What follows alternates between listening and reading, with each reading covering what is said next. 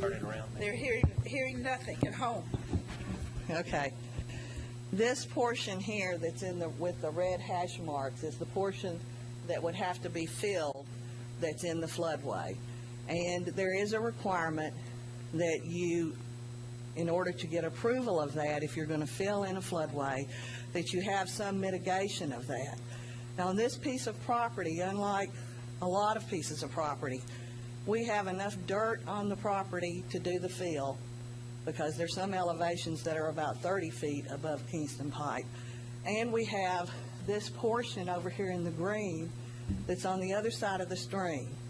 And it's basically unusable property and pretty scruffy that fronts on Kingston Pike, and then the gas station's on the other side of that. And what we've proposed to do is to bring that property down and plant it with wetland species, trees and plants. And of course, you know, nature has to accept the wetland, but that mitigates and creates a situation where there's no rise in the flood level from what currently exists. So those calculations are not subject to manipulation. And, you know, we have the study. We did the study because this was a question when we were here the last time, to show that that is not the case. Now, you know, if the town requires something different and requires calculations based upon a study that has not yet been adopted, then, you know, we're still in the process where that could be done. But I guess Mr. Harbin can speak more to that issue. Yeah, absolutely. You know, it gets frustrating. When we first started this process, we went to town staff to get the flood study. It wasn't available to us. We waited for a while, got stonewalled. Finally, through my contacts in Knox County, I was able to get the study for this area. That's where I had to go to get my information in order to run the study. Town staff did not tell me that a new study was underway, that there was a new data available to me to use. And so, you know, and then I come down before this board tonight, and this is what happens. You know, I get blindsided, basically. I'm not using the right study. Felt like I did my due diligence. I contacted town staff, and I wasn't even told that there was a new study going on. So I get frustrated here. So you know, we can rerun the data. I'll get with town staff, you know, tomorrow or at the earliest time, get the new flood study that's in there, rerun the study, and tell you what the results that I get. But I get, you know, situations like this, it really frustrates me when I'm trying to represent my clients and do a good job and do my due diligence.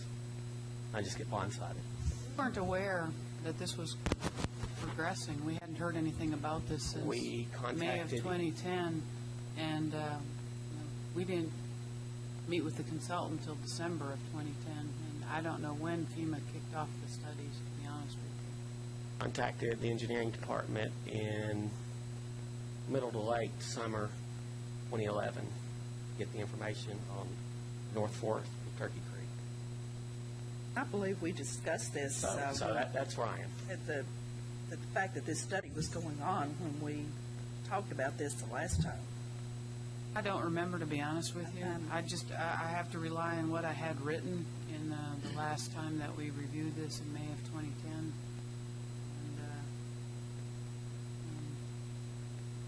well, presently you can build offices on it, is that correct? And in theory or conjecture, where would these offices be built in relation to property? Backside, near Farragut High School, near Kingston Pike, near North Campbell? Where would you envision that having? Well, our vision for the property has never been to do offices on the property. We've never applied for an office zoning. That was a zoning that we received. Our vision for the property is what I had indicated to you, because this property does front on Kingston Pike. People perceive it as being a commercial property. We've built in on the road, we've built in a place where there's a turn lane going into the property. In all of the contacts that we've had during these many years that we've been involved in trying to get this piece of property that's on Kingston Pike zoned commercial, most of the contacts that we have had have been people that would have to have a commercial zoning. The public perceives this as a commercial piece of property. We haven't had contacts about office. And they are not interested in the property when they find out it's not already zoned, and particularly when they find out the history of this particular piece of property and how long it's taken us to get to this point. So, you know, they lose interest. We don't think that developing it in the current configuration with the open space at the front is the best for the town of Farragut or is the best for us. We feel like that the front is scruffy, that it invites a lower end user to the property than if you reconfigure the front of the property, make it more visible, take out the scruffy trees, do this fill that we've talked about to bring it up to the Kingston Pike level, and then you will have a piece of property that will invite high-end users. So, and in the conversations that we have with people about the property, just in general, not necessarily people who are contacting us with interest, but people even here in Farragut, when we say to them we have 16 acres on Kingston Pike, they're like, they're not 16 acres on Kingston Pike. Then when we say, well, here's where it is, it's between the school and the village vet and so forth, then they say, oh, that low property. So the front of the property is low now, and it definitely takes away from the manner in which you can develop the property. So it's not our desire to develop it as office. Our desire is to develop it as commercial, going toward the retail end, and our desire is to change the nature of the property and the way it looks at the front so that it will be a pristine property that people will not look at in the same way they do now. So I don't know if that answers your question, but Where on the property do you envision putting a building? Well, my name is Craig Allen. I live at 7075 Duncan's Glen.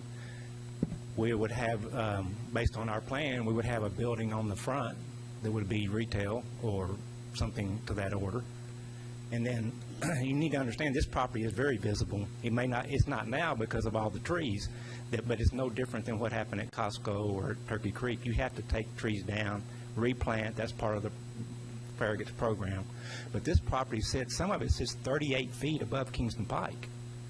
Property, if it was graded, would be average 15 to 20 feet above Kingston Pike. The back part that Ruth's saying is not visible is very visible from Campbell Station Road, because the property, the open space that's owned by the town of Farragut opens up the whole back 800 feet of this property. And that property right there will sit approximately 25 feet above Kingston Pike. I mean, you don't understand that because you haven't been on it, but it's a very level piece of property. It's one of the prettiest pieces of property I've been on as far as potential. But we're talking about the total piece of property being developed. You're talking about 12 acres, not what that is, because that 500, you go between the 500 and the 100 to get the area that you can actually use. And so that area, a lot more area will be used than what's showing right there. I mean, it's like say, almost 12 acres of land could be used. And, you know, I think it will be, I think it will be very visible. It has to be opened up, but it's no different than what's happened with any development on Kingston Pike. You have to, make it presentable, clear it off, and then when you go back with more trees. You do whatever Farragut says to meet the requirements.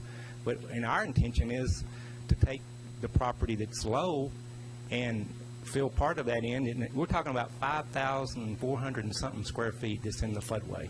And we're going to take out an area that's over 11,000 square feet and take it down to the banks of the floodway.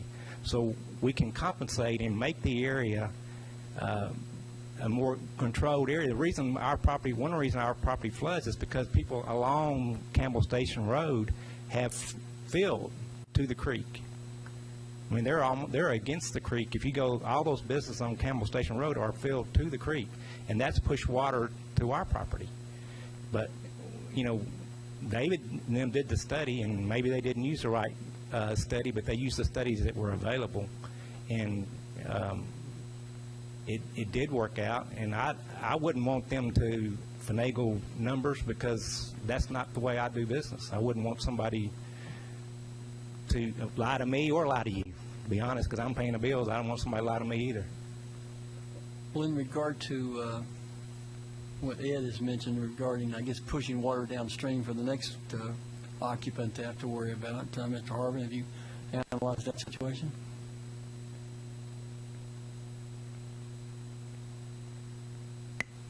Clear. My point was that there's lots of other considerations, just rather than the floodplain map. That was all it was. It wasn't to imply anything.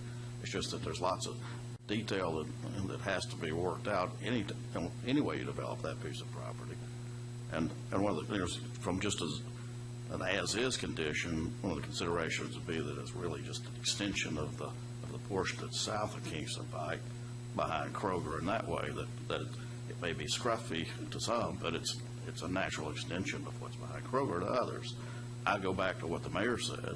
You know, there's pros and cons to all of this. There's no perfect thing to that, but I think consider this a change of something that's significant without the context of input of the pros and cons of the discussion, and vetting that as a part of that process would be premature. I agree with the mayor's thoughts on that very much. I would like to clarify something with regards to the Costco. Yes, the Costco did clear their site, but I want to make it very clear that they did not clear the aquatic buffer or the floodway. And they did not disturb the floodway in any way. If you remember, Turkey Creek is on the Costco property. They also did not disturb the B1 district. So the difference is they had a really big portion of land that wasn't in that. So yes, there was massive clearing, no different than what there were on other properties. But as a matter of practice, I just wanted to clarify with the Costco, because yes, it is a very visual thing with what's been cleared on the Costco property, but there were areas that they were not allowed to get near and disturb, and they have stayed out of those areas. Aquatic buffer and floodway, and that area is part of that. You can't Getting see back it. also to the commercial, the zoning that we're requesting, all of the property around us is commercial. All the way down Campbell Station Road, that's all C1. The veterinarian's property is C1. Millie Bass's property is C1. All the property across the street is commercial.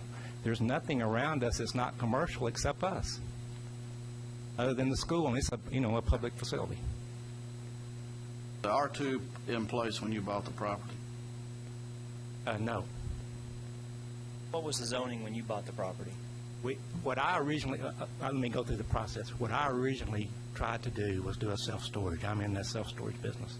And I was going to put self-storage on the front and self-storage on the back and commercial on the front. And I did what's called a PVC, which I went through the process of presenting plans for that, architectural and civil plans to do that. And, I went and met with every commissioner individually and talked to them about it. Everybody thought it was real pretty until I got to the meeting and nobody was interested in it. And at that time, I probably had... Wait just a minute. You met with all the commissioners, and they all... Well, agreed with except that. you. You didn't show up. I didn't talk. Didn't show up? No, I called. We called you.